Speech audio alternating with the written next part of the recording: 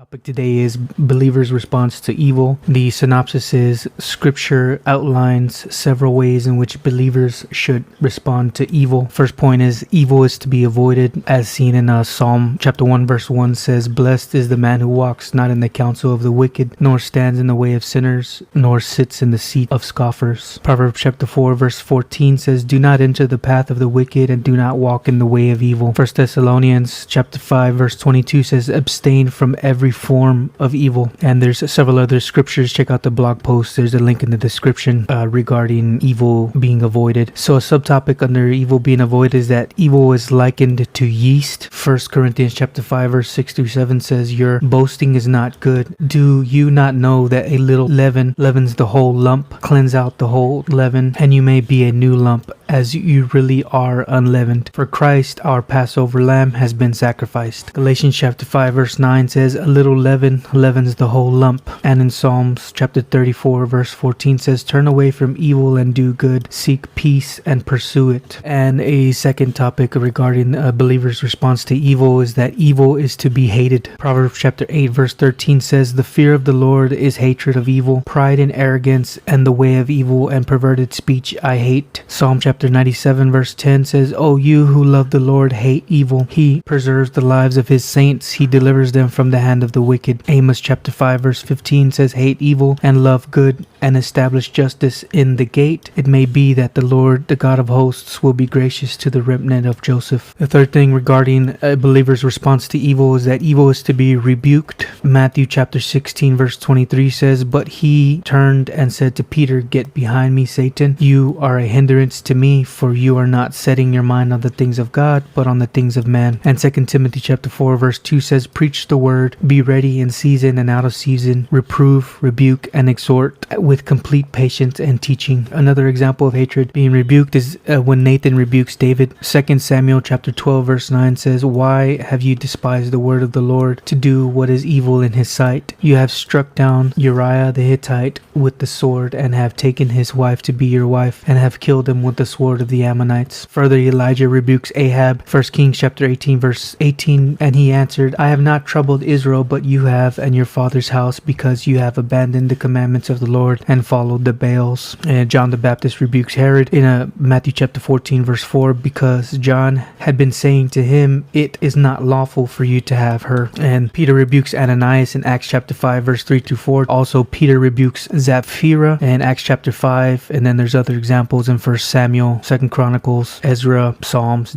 Daniel, Luke, 1 Timothy, Titus, and all these scriptures are in this blog post that I'm reading from. So moving on, the fourth thing regarding believers' response to evil is that evil is to be resisted. Proverbs chapter 1 verse 10 says, "My son, if sinners entice you, do not consent." Galatians chapter 2 verse 11 says, "But when Cephas came to Antioch, I opposed him to his face because he stood condemned." And then Ephesians chapter 6 verse 11 says, "Put on the whole armor of God, that you may be able to stand against the schemes of the devil." And the further the scriptures in James chapter 4, 1 Corinthians chapter 5, Ephesians, and Hebrews, 1 Peter. And then moving on, the fifth thing regarding the believer's response to evil is that evil is to be repaid with good. Luke chapter 6 verse 35 says, "But love your enemies and do good, and lend, expecting nothing in return, and your reward will be great, and you will be the sons of the Most High, for he is kind to the ungrateful and the evil." A second scripture regarding evil being repaid with good is Romans chapter 12 verse 20 through 21. It says, "To the contrary, if your enemy is hungry, feed him. If he is thirsty, give him something to drink. For by so doing, you will heap burning coals on his head. Do not be overcome by evil, but overcome evil with good." And another proverb regarding evil being repaid with good is